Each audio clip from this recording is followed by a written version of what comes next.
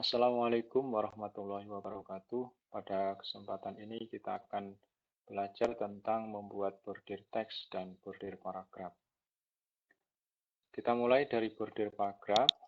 Kalau paragrafnya hanya satu, kita tidak perlu menseleknya, tetapi letakkan saja insert point-nya di wilayah paragraf ini. Kemudian kita klik di sini.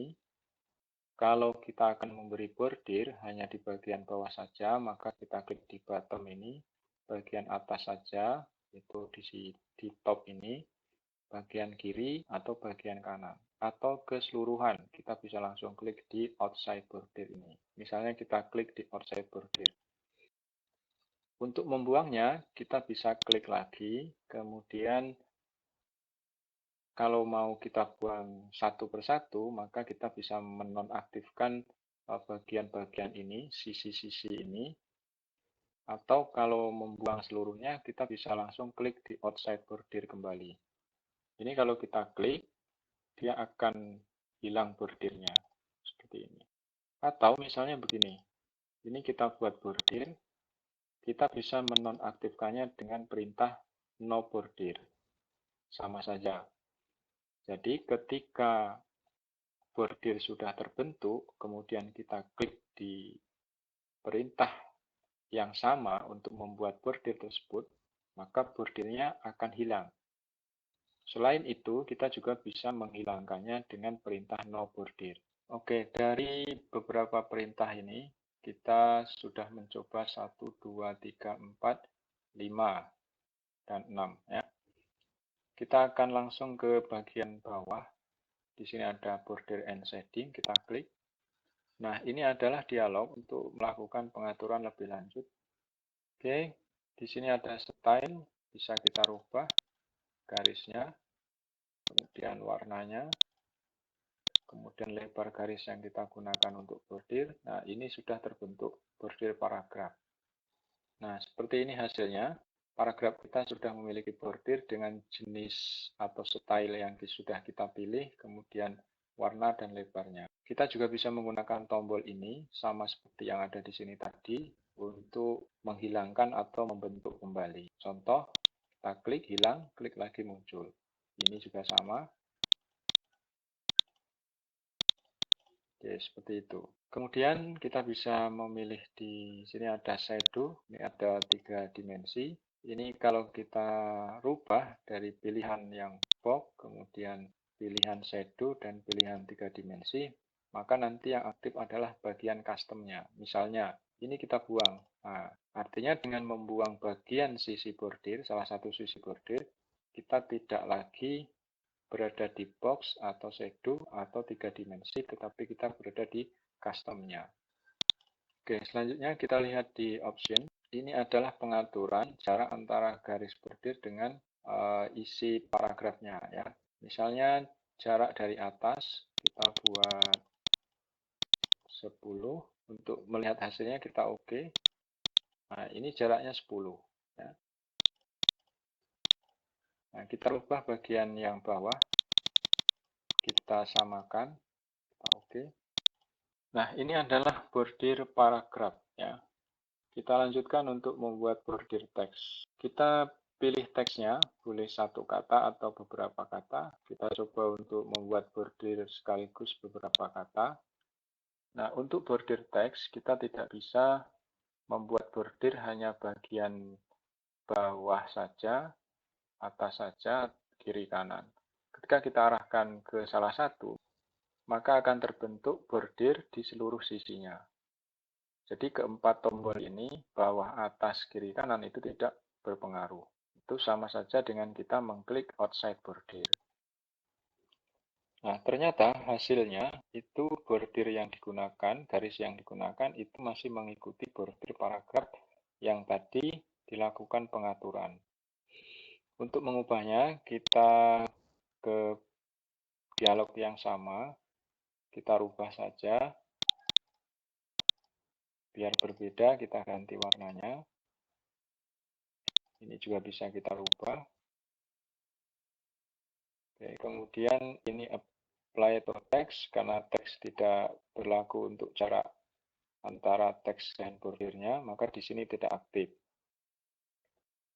Kita juga bisa menggunakan ini, shadow dan 3 dimensi. Itu, kita oke. Nah, seperti ini. Ini adalah border text. Oke, kita lihat yang lain. Ini ada horizontal line. Ini berguna untuk membuat garis horizontal. Nah, seperti ini. Garis ini bisa kita rubah warnanya.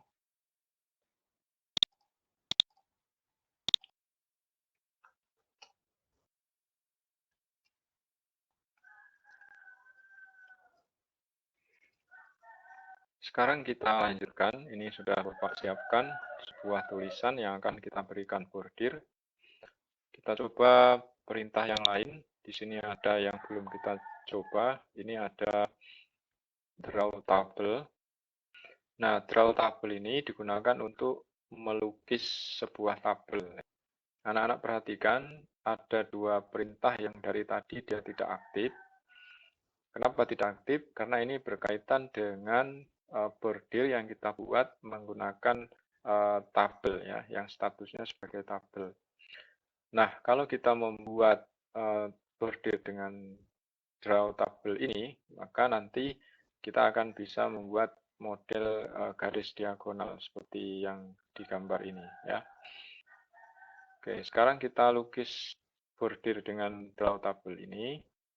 Kita klik dulu, maka pointer mouse-nya akan berubah menjadi pena ya, berubah menjadi pena atau pensil ini. Nah, caranya di drag saja di mana kita memulainya, nanti akan terlihat di mana kita akan berhenti. Nah, seperti ini.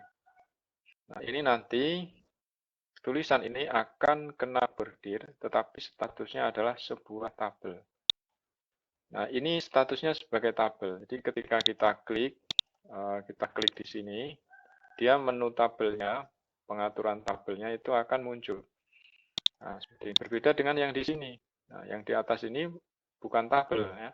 Ketika kita klik di bawah sini, di sel yang isinya tulisan ini, nah ini menu tabelnya akan muncul. Sekarang kita lihat di pengaturannya, di sini kita kembali ke border and shading.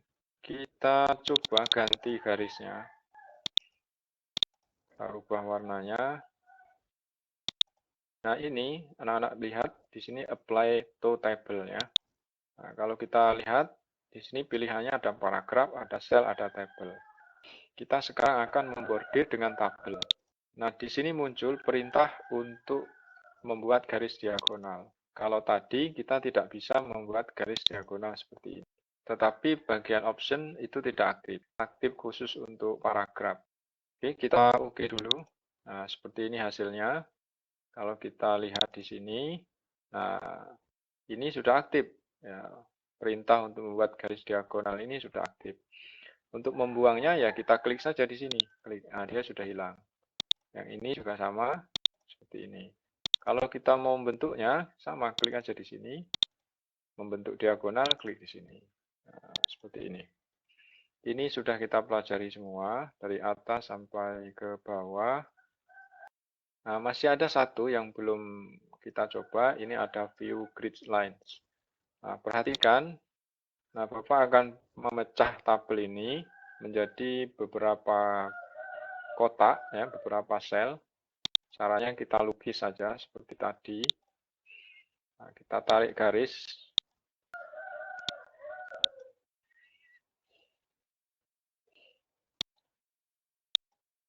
Kita buang saja garis diagonalnya.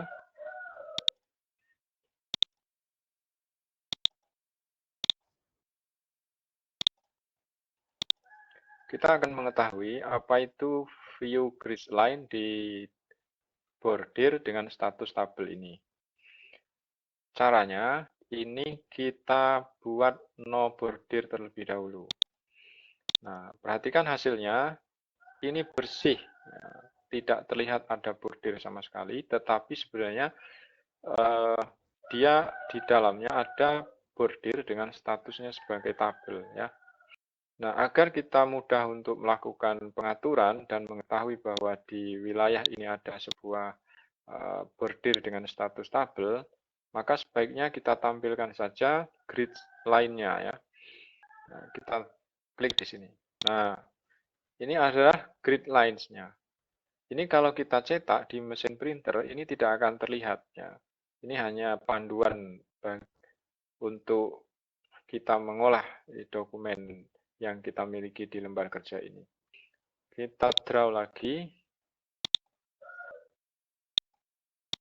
Kita buat begini, kita pecah-pecah seperti ini. Oke, sekarang untuk mencoba perintah yang tadi, ini kita coba kembalikan ke no border. Nah, ini hanya grid line saja, atau grid line-nya kita sembunyikan. Grid line-nya kita sembunyikan. Nah, ini tampak seperti tidak punya border, tidak berada di dalam sebuah border tabel seperti ini. Nah, untuk membentuknya, membentuk dia memiliki garis, kita bisa menggunakan perintah yang ini tadi, yang tersisa tadi. Ada pertama inside border. Jadi garis yang di sisi dalam itu semuanya akan terbentuk dengan kita mengklik inside border. Nah, untuk melengkapinya, kita juga bisa menggunakan outside-nya ini.